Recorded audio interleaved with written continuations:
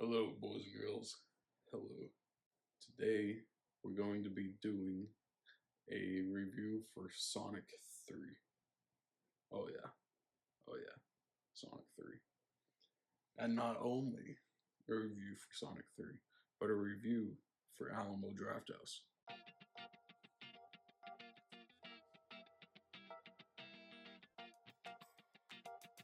That funny was so moving.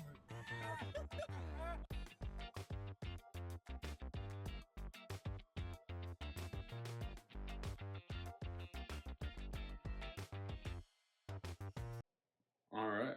So, for Sonic 3, or let me start out for the Alamo, actually. For the Alamo, I I finally went to visit the Alamo Drafthouse. I'd always heard of Alamo Drafthouse and how good their food and stuff is that you can order like during a movie. I think Rooster Teeth used to do like the people at Teeth used to go to Alamo Drafthouse all the time in Texas. So when I found out that there was an Alamo Drafthouse in Springfield, I've I've always heard of Alamo, but I've never actually been myself. And as soon as I pulled up, I was amazed. Like the outside of it looks so it looks just a lot fancier than a lot of other theaters do. And then when you walk inside, they have like the hallways going to the different theaters. There's like theaters 1 through 7 and theaters like 8 through 16 or something like that. Like just the hallways going to those theaters were really cool because you could see um like in the little entrance way, like past it, just there was walls, and each wall was just like lined with old movie posters. Like they had a poster for 2001 Space Odyssey. They had a poster for Captain Nemo. Uh, I think those were the two photos of the posters I got. There were quite a few posters throughout, but I think those were the two that I took a photo of. So yeah, I'll show those on screen. But yeah, it it was a great time. It was a great time. And then when I finally got to go sit down in the theater, they had random clips and videos running on the screen of like the Sonic video game, and then like random videos of hedgehogs and all this random shit for before Sonic 3. And so I sat down.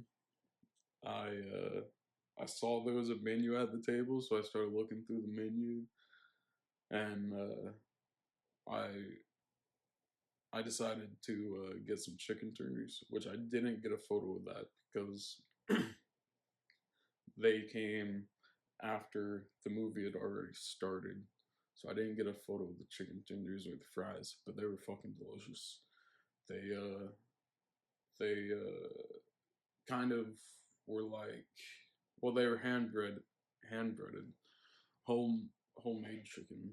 Um so yeah, like they were so good.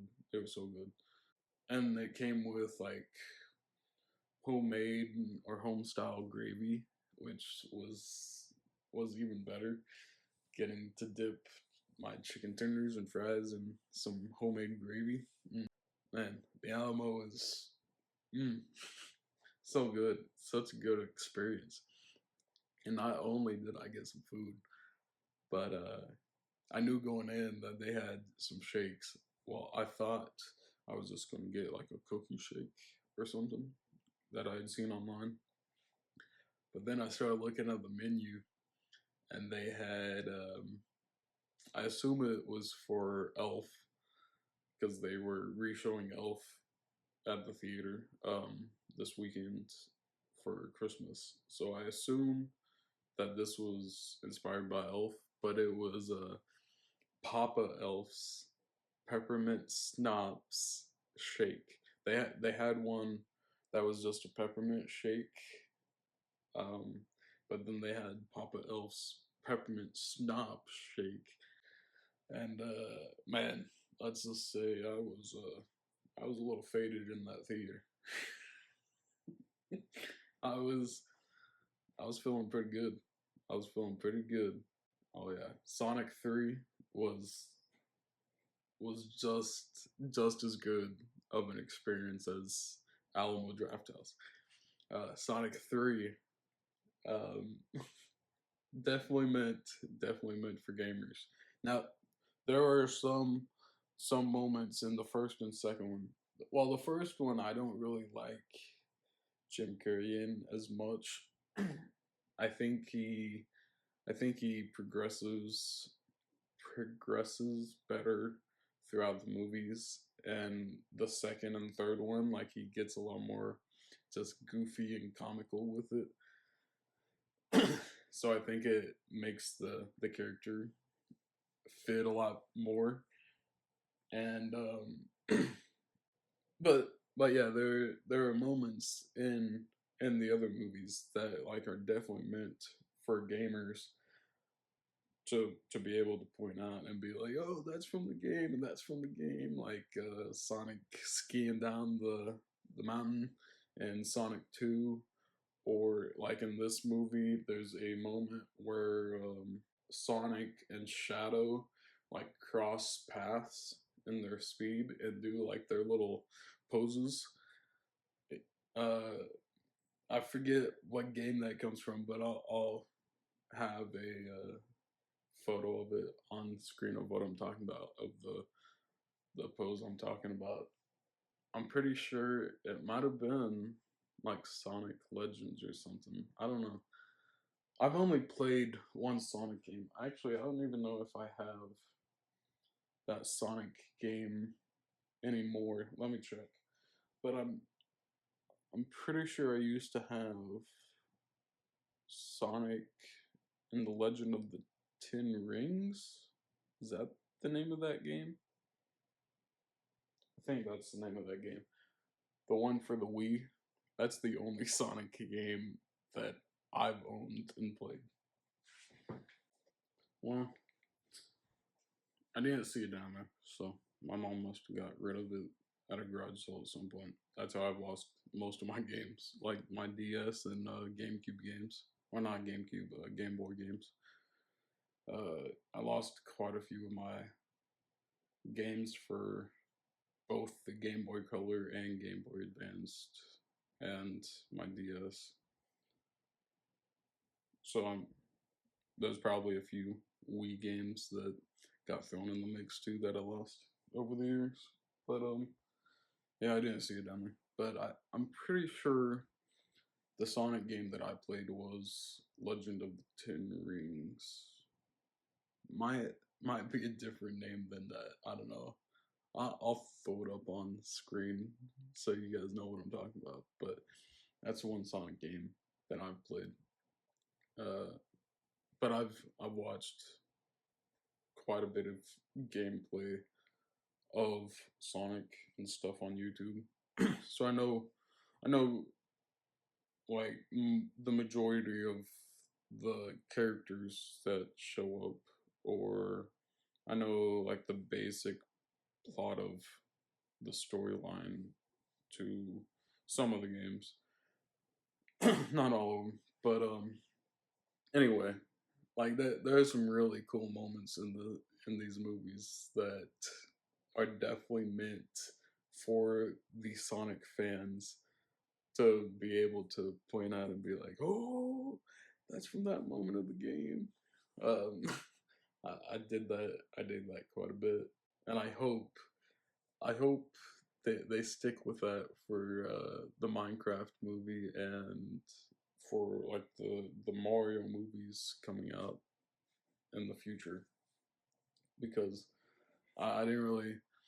There was some things I didn't enjoy about the Mario animated movie, and if they're planning on teeing up Sonic versus Mario in the movies eventually, I don't know how they're gonna do that with Sonic being like a CGI animated character and then Mario's a full animated character. I'm just not sure how they're gonna do that. But I've heard I've heard rumors of like Ben Schwartz, who I think that's how you pronounce his name, who voices Sonic. I've heard him say how he would like to be up against Chris Pratt's Mario eventually. But before they do that, I prefer if they did a Charlie Day Luigi's Mansion movie. I want that. That's what I've been begging for. I want that more than I want Sonic versus Mario. But if they eventually like build up all these gaming franchises and do like Super Smash Bros in a movie for 'em, I don't know how they would do that, but if they did that eventually, um, mm, I'm sure they would make a lot of money doing that. I think the casting did did great. Keanu Reeves as Shadow. I think he could have done a little bit better, but with that post credit towards the end, bringing Sonic back and saying that he's not dead, I I have hope that Keanu Reeves will improve over time and like for the next film. And I've been trying to figure out who who I would like to voice Amy for Sonic 4, because I have heard that Sonic 4 has been announced for 2027, I think. So I've been trying to figure out who they're going to be getting for the voice of Amy and who the voice of Robot Sonic is going to be. Which I know all those are towards the end of the movie, but obviously they're gonna be expanding the movie universe and giving us like origins of these different side characters. Trying to theorize of how they're bringing back um, Robotnik. Like, is he the one who invented the robot Sonic, or was it Gerald, the grandfather? Um, who who invented the robot Sonics, and who's going to be the main antagonist of Sonic 4? Who's going to be taking over as the antagonist for Sonic 3? I don't know. I'm not sure. Um, but the movie itself, like there was a lot of really funny moments with Robotnik, uh, and with it, if this is the last movie of Jim Carrey as Robotnik, he went out perfectly. Like this movie, I think is probably the best out of the three, and he's just so goofy in this movie, so much goofier than the first one. Like him dancing with his grandfather through the lasers, that that makes me crack up every time I see it. I've seen it quite a few times just within the trailer, but I still cracked up in the movies watching it. It's such a good scene. It's really funny. Um, and then Gerald got a few funny moments as well. With a few lines that he says, but I'm not gonna say those. I'm not gonna spoil them. I'll let you guess what those certain lines are. um, And even Shadow, he got a few lines, but they didn't hit as much as like Knuckles in Sonic 2, um, or Knuckles in the Knuckles series. I enjoyed the Knuckles series and seeing Wade and Knuckles team up together just to go to a bowling tournament, or yeah, bowling tournament at the end of the season. Yeah, that was good. And the few moments that Wade shows up in Sonic 3. Now that's one thing about this movie is the CGI characters are like the main characters of this film. All the human characters kind of got pushed to the side. Like James Marsden's character, he the Donut Lord, he wasn't in this very much, but I didn't mind it. Like I enjoy the Donut Lord and his wife. I can't think of her name. Um, I enjoy both of them in Sonic One and Sonic Two, and even in the Knuckles series, like in the pilot episode. Um, but they didn't really have a whole lot to do in Sonic Three. But when they were in there, like they did steal the show. Like Donut Lord and his puppet that he sewn, or maybe maybe it was crochet that he was doing. I think he was crocheting.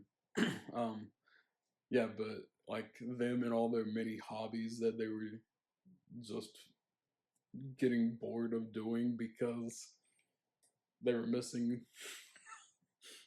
their kids, Sonic, Tails, and Knuckles. Um, and then they finally get to be brought into the story a little bit and go on a heist with the three animated characters. But yeah, it was a pretty good movie. It was a pretty good movie.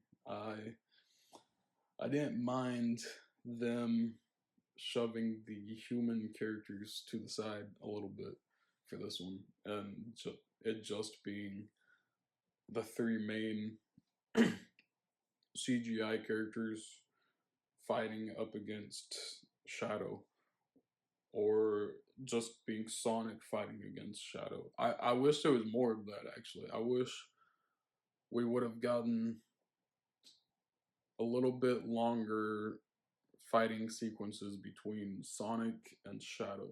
I don't think we got enough of that. But I did enjoy them fighting and like learning that, hey, maybe we should be on the same team, and go against Robotnik. Shadow kind of changes his mind there towards the end, and helps Sonic and the team, and like kind of saves the world. Him and Robotnik actually both kind of change change how they've felt towards Sonic or Team Sonic, and kind of help save the world. Like if it wasn't for Shadow and Dr. Robotnik, the world probably would have ended in Sonic 3. So yeah, I really enjoyed this movie. It was a perfect family movie. Unlike Red One, I still don't know how Red One's a family movie, but yeah, that's gonna be my review for Sonic 3.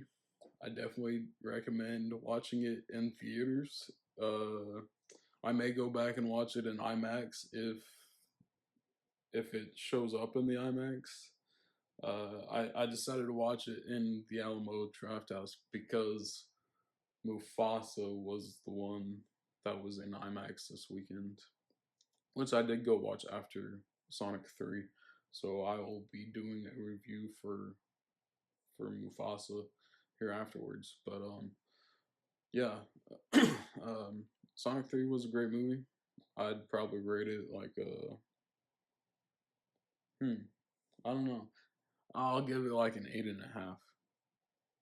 Yeah, I'll give it like an 8.5. Um, but yeah, it was a decent movie. It was a good movie. I definitely want to go back and watch it again before it leaves theaters if I get the chance. We'll see. I don't have very many days off the past or the next 2 weeks, so we'll see how many movies I get to watch because I still gotta go watch Nosferatu as well. And there was another movie that was supposed to be coming out. I don't remember. Anyway, look out for my review for Mufasa, and I will see you guys later.